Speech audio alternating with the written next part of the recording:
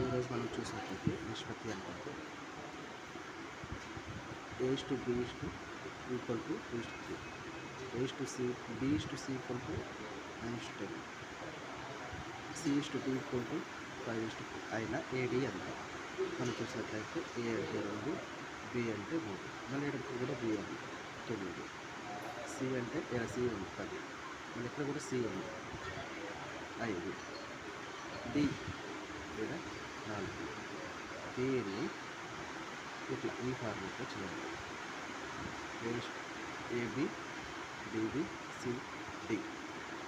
దీన్ని ఇలా A అంటే ఎంత 2, B అంటే 3, మళ్ళీ ఇంకో B 9,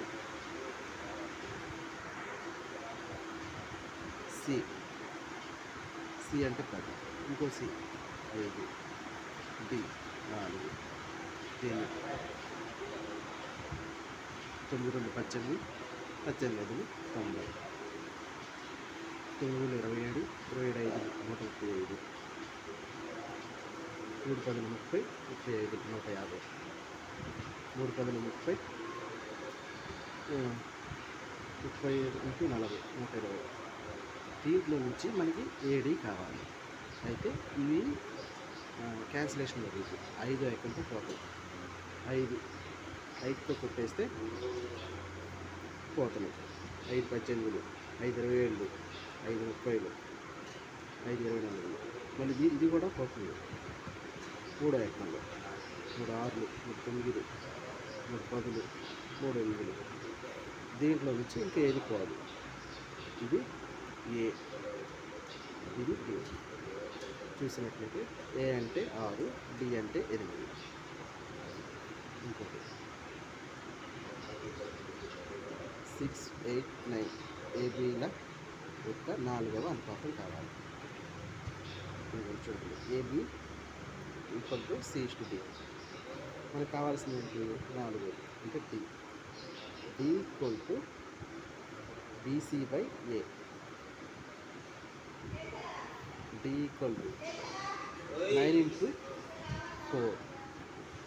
చూడండి ఒకసారి D ఈక్వల్ టు 9 × 8/6. క్యాన్సిలేషన్ జరుగుతుంది. 3 2 3 3 2 4 8. D ఈక్వల్ టు ఎంత వస్తుంది 12 వస్తుంది.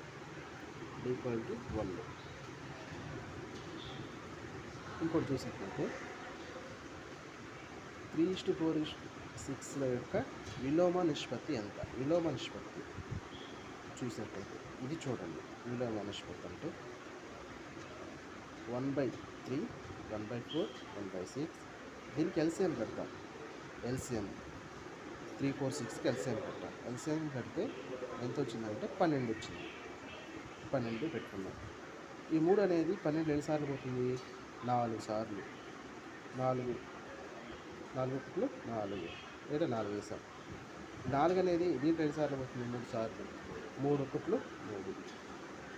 ఈ 6 అనేది 12 ఎన్నిసార్లు పోతుందంటే 2 సార్లు. 2 1 2 కదా వేసాం.